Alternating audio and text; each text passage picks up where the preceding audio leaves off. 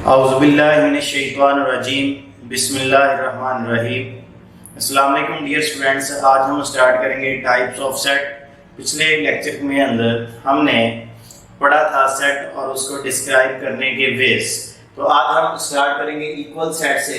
तो first of all, what is equal sets? To sets A and B are equal sets is that A is equal to B if if mean if and only if they have the same elements। यानी हमारे पास condition क्या है equal sets के लिए? दो conditions हैं कि they have the same elements, यानी जो सेट A और B के अंदर एलिमेंट्स हैं वो एक जैसे एलिमेंट्स होने चाहिए। सेकंड कंडीशन है they have the same number of elements, यानी सेट A और B के अंदर जो नंबर ऑफ एलिमेंट्स हैं वो भी सेम होने चाहिए। तो इसकी एग्जांपल हम ले लेते हैं। Set A is the set of letters of the word earth, यानी जो अर्थ वर्ड है उसके हमने लेटर्स को in form of set right किया और उसको नाम दे दिया है सेट ए का। अर्थ के E A R T और H, हमारे पास अर्थ को हमने सेट की फॉर्म में राइट किया है, अर्थ के लेटर्स को। उसके बाद सेट बी हमने लिया है set of the letters of the word heart, H E A R T heart. ठीक है, अब हम देखेंगे ए के अंदर जो एलिमेंट्स हैं 1 2 3 4 5 और बी के अंदर जो एलिमेंट्स हैं 1 2 3 4 5, दोनों सेट्स के अंदर नंबर ऑफ एलिमेंट्स तो सेम है। अब हम मैच करते हैं क्या इनके अंदर जो एलिमेंट्स हैं क्या वो भी सेम है। फर्स्ट एलिमेंट है ई, सेकंड में भी ई मौजूद है, ए जो है वो बिलोंग कर रहा है ए को, बी को भी कर रहा है, आर जो है ए में भी है बी में भी है, सिमिलरली टी और एच दोनों बी को बिलोंग कर रहे हैं। तो यहाँ पे ये हमारे पास इक्वल सेट्स हैं। तो नेक्स्ट हमारे पास है equivalent set. To sets A and B are equivalent sets is that A equivalent B। Symbolically इसको लिखा जाएगा A equivalent B, और इक्विवेलेंट के लिए हम एक और सिंबल भी यूज करते हैं A equivalent B। ठीक है, और two sets A and B are equivalent set is that A equivalent B if they have the same number of elements। यानी अगर हमारे पास इक्विवेलेंट सेट एक ऐसा सेट होगा, ये दो सेट्स इक्विवेलेंट तब होंगे जब उनके अंदर नंबर ऑफ एलिमेंट्स सेम होंगे। तो इसकी एग्जांपल हम ले लेते हैं। सपोज 1 2 3 है, ठीक है, इसको अगर हम सेट A का नाम दें और हमारे पास नेक्स्ट सेट है A B C, ठीक है, इज इक्वल टू B। तो हम यहाँ पे कहेंगे कि A इक्विवेलेंट B है क्योंकि A के अंदर नंबर ऑफ एलिमेंट्स और B के अंदर जो नंबर ऑफ एलिमेंट्स हैं वो सेम है। 1 2 3 दोनों के अंदर सेम नंबर ऑफ एलिमेंट्स हैं, तो A इक्विवेलेंट B कहेंगे। या हम ये कह सकते हैं कि two sets A and B are set B equivalent set if they have the 1-to-1 correspondence between them, यानी उनके दरमियान 1-to-1 क्या होनी चाहिए? कॉरेस्पोंडेंस होनी चाहिए। ठीक है, तो देन हमारे पास वो जो सेट होंगे वो क्या होंगे? इक्विवेलेंट सेट होंगे। नेक्स्ट हमारे पास है जी finite set and infinite set.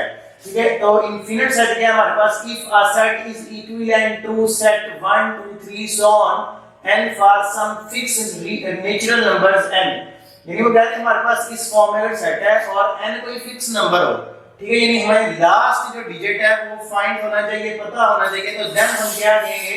ये हमारे पास फिनिट सेट है। एज n जो है वो 100 भी हो सकता है, 1000 भी हो सकता है, ठीक है, तो n हमें फाइंड होना चाहिए। तो हम भी कहेंगे कि ये हमारे पास फिनिट सेट है। या सिंपली आप ये भी कह सकते हैं set is called finite set if it is countable, जिसके अंदर एलिमेंट्स को काउंट किया जा सके, गिना जा सके, देन हम ये कह सकते हैं कि ये हमारे पास फिनिट सेट है। उसके बाद इनफिनिट सेट है, अगर हम उसके अंदर एलिमेंट्स जो हैं वो अनकाउंटेबल है, जिनको काउंट ही नहीं किया जा सकता, तो वो हमारे पास जो सेट होगा वो क्या होगा? इनफिनिट सेट होगा। तो ये हमारे पास डेफिनेशन है, if a set is equivalent to the set 1 2 3 so on and for some fixed natural number n, then the set is said to be finite, otherwise infinite। इसकी एग्जांपल ले लेते हैं। हमारे पास है जी 1 2 3 so on 100। तो हमारे पास देखिए ये काउंटेबल है, लास्ट नंबर जो है, लास्ट एलिमेंट, लास्ट मेंबर जो है वो इसके अंदर 100 है, तो इट्स मीन ये हमारे पास क्या होगा? फिनिट। उसके बाद नेक्स्ट हम ले लेते हैं यहाँ पे सेट 1 2 3 so on, और ये देखें इसके अंदर अनकाउंटेबल एलिमेंट्स हैं, अनकाउंटेबल मेंबर्स हैं, इसको हम काउंट नहीं कर सकते। हमें नहीं पता इसकी लिमिट क्या है, अनलिमिटेड इसके अंदर एलिमेंट्स हैं, तो ये क्या होगा हमारे पास इनफिनिट सेट। ठीक है, तो नेक्स्ट हमारे पास है सबसेट। ठीक है, और याद रखें ये जो हमारा आज का टॉपिक है और जो प्रीवियस लेक्चर था ये बहुत इंपॉर्टेंट है। ई कैट के हवाले से यहाँ से बहुत से एमसीक्यूज बनते हैं डिफरेंट वर्डिंग्स के अंदर, लेकिन यहाँ पे डेफिनेशन जो है एक एक डेफिनेशन को मुख्तलिफ ऑथर्स ने डिफरेंट वर्डिंग के अंदर लिखा है। ठीक है, लेकिन उसके मीनिंग जो है वो सेम है। तो इस टॉपिक को आपने अच्छे से करना है और लास्ट तक इस लेक्चर को देखना है। ठीक है, और अगर आपको पॉइंट समझ नहीं आता तो उसको बार बार जो है वो देखें इस लेक्चर को। उसके बाद हमारे पास है सबसेट। सबसेट हमारे पास है if every element of a set A is an element of set B. हम कहते हैं सबसेट हमारे पास क्या डेफिनेशन है, if every element of set A is an element of set B symbolically written as A subset B। यानी definition हमारे पास यह है कि अगर A और B दो सेट हैं, A का हर एलिमेंट B का एलिमेंट हो, ठीक है, और हम फिर उसको लिखेंगे कि A is a subset of B। ठीक है, नोटेशन जो सिंबॉलिकली मैथमेटिकली हम लिखेंगे A subset B read as A subset B। इसके अगर हम एग्जांपल लें तो फॉर एग्जांपल हमारे पास यहाँ पे है A is equal to 1 2 3 और B हम देखते हैं हमारे पास है जी 1 2 3 4। अगर देखा जाए तो हमारे पास A के अंदर देखें 1 2 3, A के जो सारे एलिमेंट्स हैं every element of A belongs to B। ठीक है, यानी A का हर एलिमेंट B को बिलोंग कर रहा है, यानी B के अंदर कंटेन कर रहा है। तो हम कहेंगे कि A जो है वो हमारे पास है सबसेट है B का, लेकिन B का कोई भी एलिमेंट, B का एक एलिमेंट 4 है जो A को बिलोंग नहीं कर रहा। बट हमारे पास सबसेट के लिए ये कंडीशन है कि जो फर्स्ट सेट है उसका हर एलिमेंट जो है वो दूसरे सेट को अगर बिलोंग करता है तो हम कहेंगे कि first set is a subset of second set. तो यहाँ पे हमारे पास है इन सच ए केस, नेक्स्ट हमारे पास है सुपरसेट। सुपरसेट क्या है, इन सच ए केस वी से B is a superset of A। ठीक है, तो इसको हम सिंबॉलिकली मैथमेटिकली जो राइट करेंगे B सुपरसेट A। तो हमारे पास ये नोटेशन सुपरसेट के लिए हम यूज करेंगे क्योंकि यहाँ पे देखें ना A B के अंदर कंटेन कर रहा है। ठीक है, यानी A सबसेट है B का, इसका मतलब ये भी है कि B is a superset of A। ठीक है, नेक्स्ट हमारे पास है प्रॉपर सबसेट। नेक्स्ट हमारे पास है proper subset if A is a subset of B। ठीक है, if A is a subset of B and B contains at least one element which is not an element of A। यानी definition हमारे पास यह है कि A जो है वो B का सबसेट होना चाहिए, लेकिन B के अंदर कम अज कम एक ऐसा एलिमेंट हो जो A के अंदर ना हो। ठीक है, तो देन हम कहेंगे कि A is a proper subset of B और इसको मैथमेटिकली जो हम लिखेंगे A प्रॉपर सबसेट B लिखा जाएगा। और प्रॉपर सबसेट के लिए हम ये नोटेशन यूज करेंगे और सबसेट के लिए ये वाली नोटेशन। इन दोनों में डिफरेंस लिखना है और डेफिनेशंस को अच्छे से इसको कवर करना है। तो इसकी एग्जांपल हम ले लेते हैं। For example A is equal to A B C। ठीक है, और B हमारे पास है A B C और D। अब देखें A का हर एलिमेंट B का एलिमेंट है, लेकिन B के अंदर हमने कहा कि एटलीस्ट वन एलिमेंट, तो कम से कम एक ऐसा एलिमेंट होना चाहिए B के अंदर जो A के अंदर ना हो। तो B के अंदर एक D ऐसा एलिमेंट है जो A को कंटेन नहीं कर रहा। तो हम यहाँ पे लिखेंगे कि A is a proper subset of B। ठीक है, तो ये हमारे पास इसकी जो थी डेफिनेशन थी और ये एग्जांपल है। नेक्स्ट हमारे पास है improper subset. If A is a subset of B, improper क्या है, if A is a subset of B and B is a subset of A, यानी A B का सबसेट है और B A का सबसेट है, तो देन हम ये कहेंगे कि A is a improper subset of B, यानी A is an improper subset of B। इसके मीनिंग ये है कि A का हर एलिमेंट B का एलिमेंट हो और B का हर एलिमेंट जो है वो क्या होना चाहिए, A का एलिमेंट होना चाहिए। देन हम कहेंगे कि A और B जो है वो इम्प्रॉपर सबसेट है। ये जो डेफिनेशन है इसको डिफरेंट वेज के अंदर डिफरेंट ऑथर्स ने लिखा है। तो यहाँ पे हम इसको ये भी कह सकते हैं कि if A is equal to B then A and B is called improper subset. यानी A और B अगर इक्वल है तो हम ये कह सकते हैं कि A और B जो है ये क्या है, इम्प्रॉपर सबसेट है, यानी हम ये राइट कर सकते हैं इसको इम्प्रॉपर सब के लिए कोई यहाँ पे नोटेशन स्पेसिफिक कोई नोटेशन नहीं है, बट हम इसको ये लिख सकते हैं a is equal to b। अगर a इक्वल b लिखा हुआ है तो यहाँ से ये एब्सोल्यूट बन सकता है if a is equal to b then a and b is called proper subset, improper none of these क्या है, हमारे पास अगर a इक्वल b है तो इट्स मीन ये क्या है, a improper subset of b या b improper subset of a। उसके बाद हमारे पास है नेक्स्ट पावर सेट्स, ठीक है।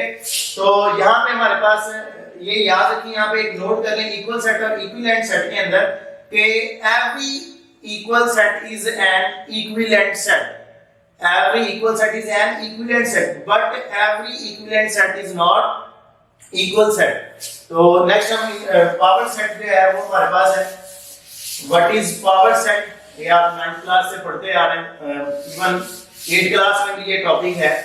तो पावर सेट हमारे पास क्या है, इसको हम डिस्कस करते हैं। पावर सेट्स, ठीक है। Power set of a set S is denoted by P of S containing all the possible